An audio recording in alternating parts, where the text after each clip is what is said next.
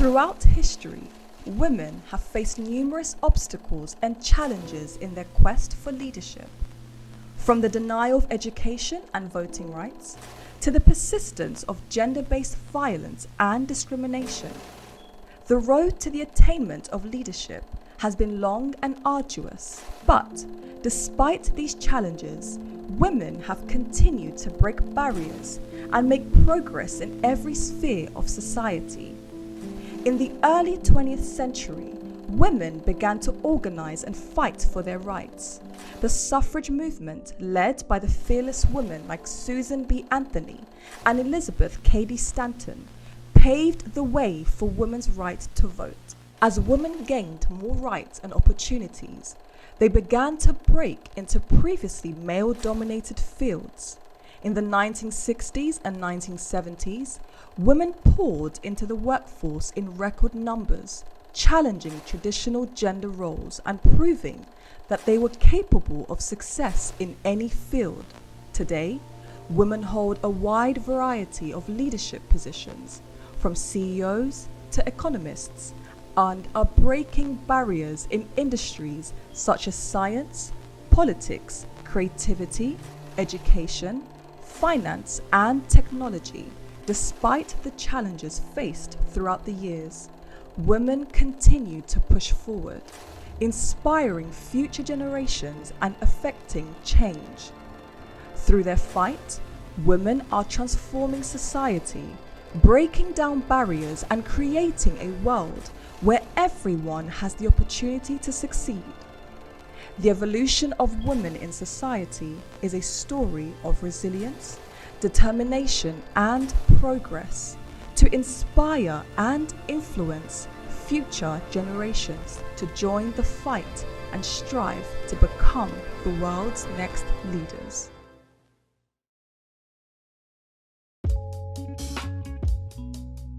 Being a woman in 2023 for me is all about living out of your mind, actually facing challenges head on. To just embrace her own self. to be unique. Find something that's different and sell that and be proud of that. You're not limited to anything, that you will persevere regardless of what you're facing. I think we're in an age where being a woman, you have so many options and opportunities around you that you just kind of have to go for it. So to be a woman in 2023 means that you have complete confidence in who you are, your uniqueness, and what you have to bring to the table. It means to me to have a strong sense of identity. Like you said before, I'm a wife, I'm a business owner, and I'm a mother. Really pushing the boundaries. I think this generation, we've had more rights for women than we've ever had, ever. To be a woman in my industry, it means that you're constantly having to push boundaries. You're constantly having to prove yourself. Or I would walk into rooms where I would be the only female, the youngest person in the room, and have these people not acknowledge me, not even look at me in the eye. Challenge I faced as a woman and how I overcame it. I would say believing in myself and pushing myself or putting myself out there when it comes to advancing myself in my career. Just being a little bit bolder and just seeing what I want to become and just going for it. The biggest fight I had to overcome was fear. Fear is something that I had to constantly keep fighting. Fear has different dimensions, fear has different layers to it. So you have to always make sure that you're facing what is uncomfortable for you. It helps me to know what I need to do better. It's a lot. When people list out the amount of things I do, sometimes I don't even know how many things I do in a day. But one thing that keeps me going is just having like a structure in my day. Because if I don't have that, that kind of throws me off. But yeah, it's a lot. My kids can be a lot, but I love them dearly. Just knowing how to balance everything, knowing how to have time for everything as well. Because sometimes doing business, you can get so sucked into doing business, especially when you're just like, it needs to go bigger, it needs to be out there. But then you have the kids to think about and thinking about their learning and thinking about how much they're growing and how much you don't want to miss from their growth. I've been through an identity crisis before.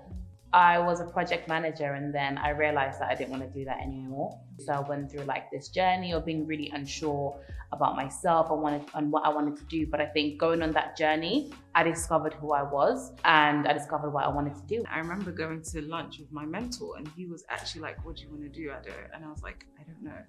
And then he said that was the best place to be. And I think that was the best advice he could have given me because I learned the things I hated, I learned the things I liked. That was basically how Identity Creates was birthed. The name is being birthed from an identity crisis. I would say life starts at the end of an identity crisis. 100%. Yeah. So to be honest with you, I failed at so many different things. When I fail, it makes me feel inadequate, it makes me feel lonely, and sometimes it actually gets to a place where you start to look at other people and you feel jealous. But it's just knowing that regardless of what has happened, it's getting yourself out of that emotional state and pushing forward and just actually getting on with it until you actually, get it right. Do you know what I mean? Yeah. Some of the challenges I faced as a leader, I think in the line of work that I'm in, definitely the underestimation of age, the fact that I'm a female. I thought it was a challenge when I was younger, and now I'm older, I see it as an advantage. I would say the biggest fight I've had to overcome is myself.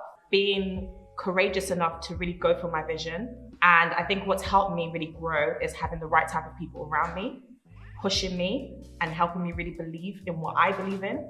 I think that's the biggest fight I've had to really deal with.